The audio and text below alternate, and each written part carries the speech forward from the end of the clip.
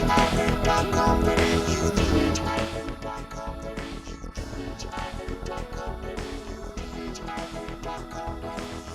to episode 148. I'm Stuart McCullough, the CEO of VHIA. I'm joined today by Tim Nagle, the Manager of Workplace Relations Services.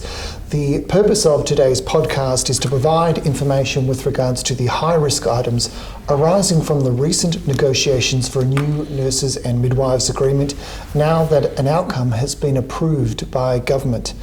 This podcast complements the report on high-risk items issued with Bulletin 2552. Welcome, Tim. Thanks, Stuart. Good to be here.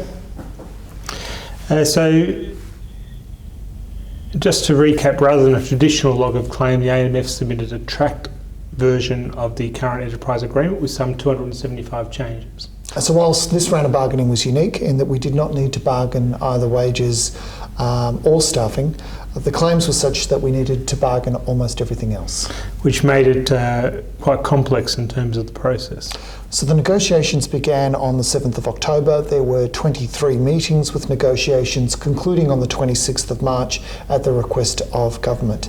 At that time, there were some unresolved matters. These were highlighted in a report that was issued in Bulletin 2541. And these matters have been in turn considered and determined. So a number of high-risk items arose from the changes in definitions in the agreement? Yeah, firstly, there was the proposal to define the terms ward and unit. That proposal was not agreed, and we expect that these terms will not be defined in the next agreement. Also, that means that there will be no numerical cap on the number of beds in a ward. So there will, however, be a term specific to the amalgamation of two existing wards. So where an employer proposes to amalgamate two existing wards, the term will require, one, the provision of the change impact statement and consultation, and secondly, agreement with AMF, particularly in terms of measures to ensure that the workload of nurse managers, so both NUMs and ANUMs, will not increase as a result of that amalgamation. And finally, if agreement cannot be reached, the matter is determined by the statewide classification committee, and if the outcome there is disputed, there's proceeds to the Fair Work Commission. So I think it's worth emphasising that that process is specific to the amalgamation of existing awards. One of the key concerns with regards to the claim had been the impact, potential impact on wards that had been commissioned but were yet to open. Because the term only concerns amalgamations of wards, it has no impact on wards that have been commissioned but are yet to open. Regarding campus, the term is relevant to the requirements to have a DON and after-hours coordinator. Those obligations are long-standing. The following definition of campus will be included in the proposed agreement. Campus means a site operated by an employer that provides same-day procedure surgery or multi-day inpatient services or residential aged care, but excludes these. A site that is a community health centre. B, a site where the only service is aged care beds that do not meet the definition of high care beds under the Safe Patient Care Act 2019, so that excludes low care or traditionally low care beds. C, DHSV, and finally D, private residencies, provided that a satellite service located on a campus controlled by another employer is not a separate campus for the purpose of this agreement. So just going back to that issue of high care and low care and in the context of aged care. So the intent is to cover high care aged care, which is where ratios apply, not low care. And in terms of what is high care and what is low care within the meaning of the Safe Patient Care Act, it is not based on the resident profile as it is now. Specifically, Section 3 of the Safe Patient Care Act provides that high care beds do not include aged person mental health beds for which supplementary funding is provided by the department, or low care allocated places as at 30 June 2014. That is the question as to whether a site is low care or not turns on a particular date, the 30th of June 2014, not how the bed is filled now. That's correct. So there will also be an exercise of developing a list of campuses to support that definition. To assist, we are currently collecting data from members in a survey issued in Bulletin 2546. This definition should not have an additional cost, so it will be essential that issues arising from the definition are identified as soon as possible. That's the purpose of that survey. Okay. So the second item in that high risk report, item number 2, concerns consultation. So the claim was to expand the circumstances that required consultation. We wanted to narrow the circumstances requiring consultation to align them with the relevant test case. Whilst we didn't succeed in narrowing the circumstances that require consultation, they won't be broadened in the next agreement either. So that takes us to item 3, relocation and travel. So there are new terms with respect to relocating an employee from one campus to another. In short, there are 4 scenarios in which someone might be relocated, and these are as follows. The first one is temporary relocation during a shift. The second one is temporary relocation prior to a shift. The third one is permanent redeployment following redundancy. And the final one is permanent redeployment following major change, but where there is no redundancy. So of those 4 scenarios, 2 are currently covered by the existing agreement. Specifically in scenario 1, a temporary relocation during a shift, an employee is currently entitled to be paid time for travelling and receive the travelling allowance at clause 36, and this arrangement in the new agreement will be unaltered. That's correct. And scenario 3 is also currently covered by the existing agreement. Specifically, if you're permanently relocated following redundancy, you're entitled to reimbursement for additional costs incurred, if there are any, for a period of 12 months up to an amount of $1,900. So that will also not change as a result of the new agreement. So where the agreement is silent concerns scenario 2, a temporary relocation to another campus prior to a shift. What members told us is that these situations are managed locally at the moment, effectively by negotiation. What the new agreement will do is prescribe an outcome as follows. The reimbursement of additional costs, if any, and the payment of an allowance equivalent to ordinary additional time spent travelling where it exceeds 15 minutes. So for scenario 4, because the relocation arises from a major change, there's currently an obligation to mitigate or avert the impact of the change. Under the new agreement, such an employee will be entitled to reimbursement of additional costs incurred, if any, for a period of 12 months up to an amount of $1,900. So it really codifies that obligation. So there are exceptions. The exceptions to this clause include those who travel between campuses as part of their role, and those who do so not because they're required by the employer, but because they choose to do so, such as people who elect to pick up additional shifts. Community health is also excluded.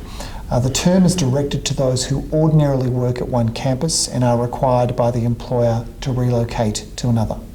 That takes us to item 4, Statewide Classification Committee. It was proposed that this body would determine classification disputes instead of the Fair Work Commission.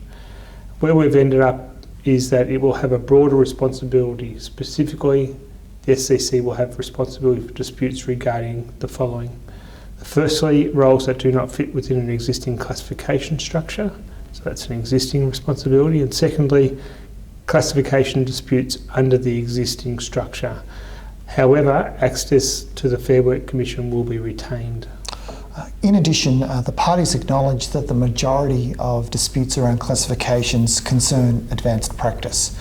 The parties have also agreed that they don't intend to progress disputes over advanced practice roles before the new advanced practice descriptors are resolved with the assistance of a consultant in April 2021. That takes us to item 5, biometric timekeeping. The claim was to allow employees to opt out of biometric timekeeping systems. The parties resolved this claim with an alternative to what was initially proposed, that where an employee has genuine difficulties complying, the employee will work with that employee to mitigate or avert the impact of biometric timekeeping. In terms of item 6, superannuation, there were claims to make payments during periods of workers' compensation, but those claims were withdrawn. There are also claims with respect to the making of superannuation payments during periods of parental leave, specifically unpaid parental leave. Just at this moment, we are just awaiting confirmation. We had understood that there was support to have superannuation payments continue during unpaid parental leave, but we're just awaiting final confirmation of that from the department. That takes us to item 8, allowances.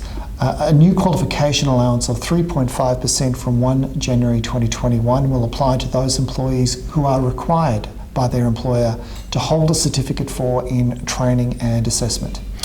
And as with any qualification allowance, a person can only receive one which is for the highest qualification they possess. So if someone already receives a high qualification, they don't then receive another one. Let's move to item 9, allowances related to overtime. So it was proposed that an increased payment apply where part of the on-call period includes a weekend or public holiday. That claim was not agreed and will not be part of the next agreement. Item 10, hours of work. So the claim there was to introduce a standard 8-8-10 roster across the state with uniform start and finish times. However, where we ended up is somewhat different.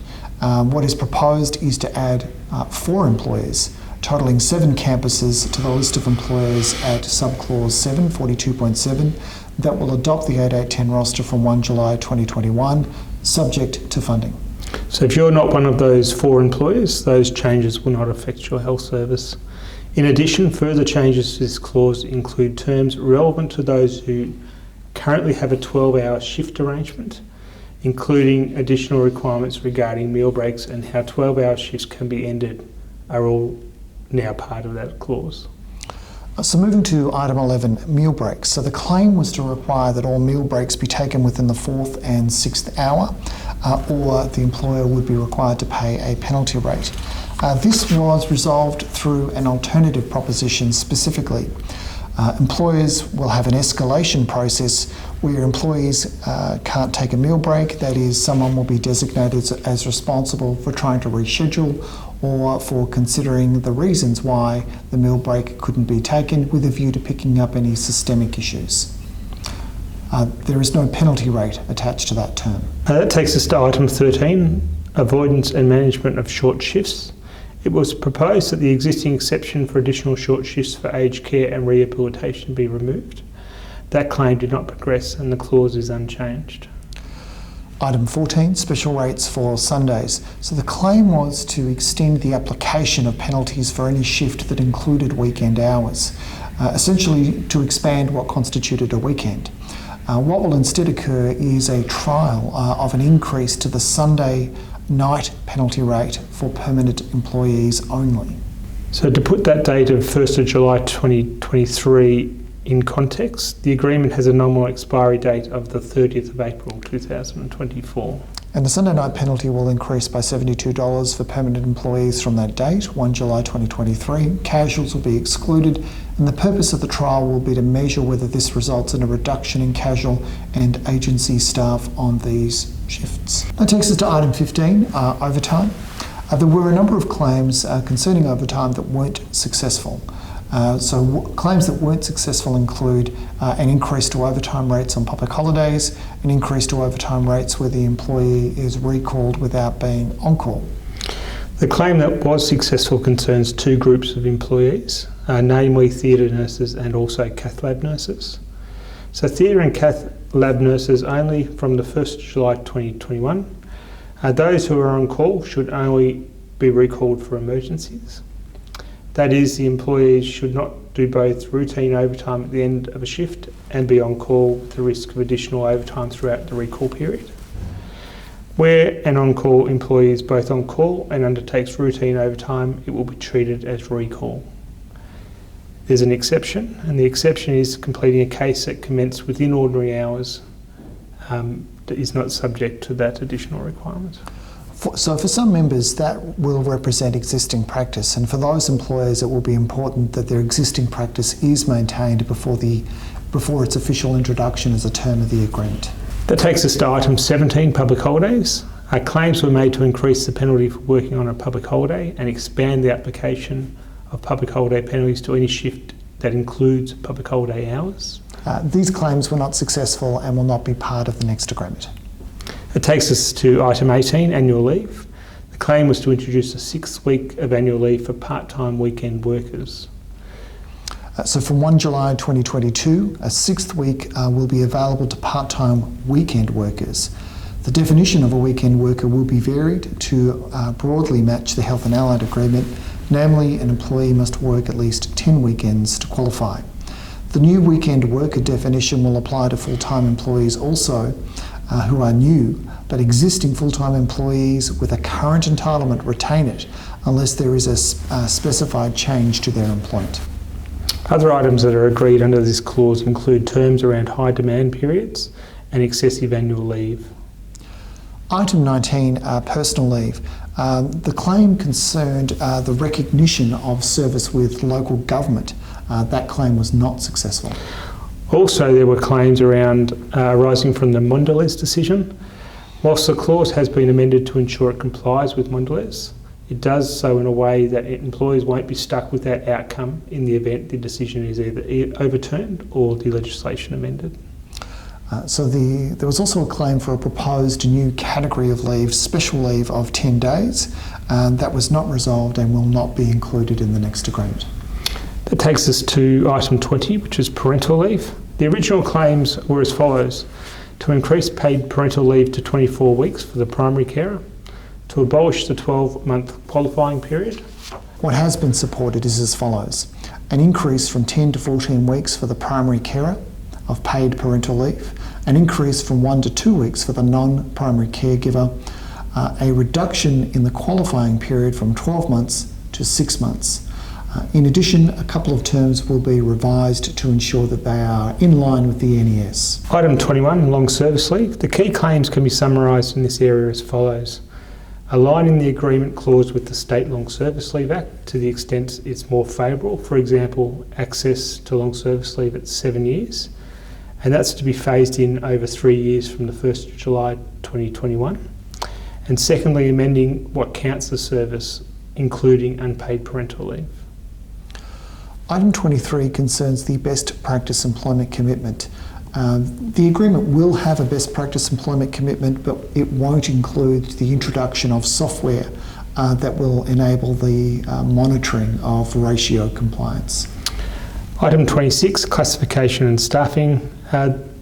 These are the claims that were most affected by the early end to bargaining.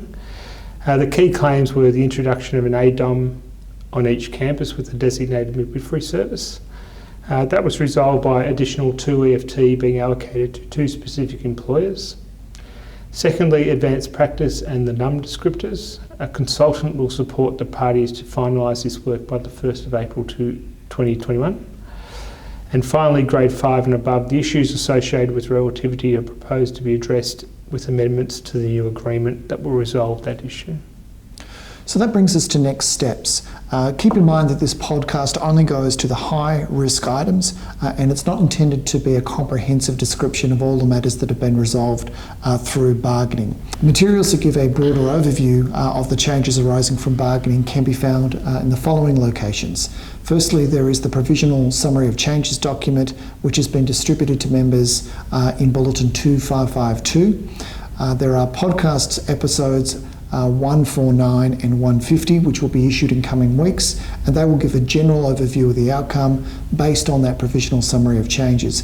Specifically, episode 149 will summarise changes in parts A to F of the agreement, and podcast episode 150 will summarise the changes in parts G to the appendices. So any queries on the agreement can be emailed to nurseseba@vhia.com.au or by calling 9861 4000.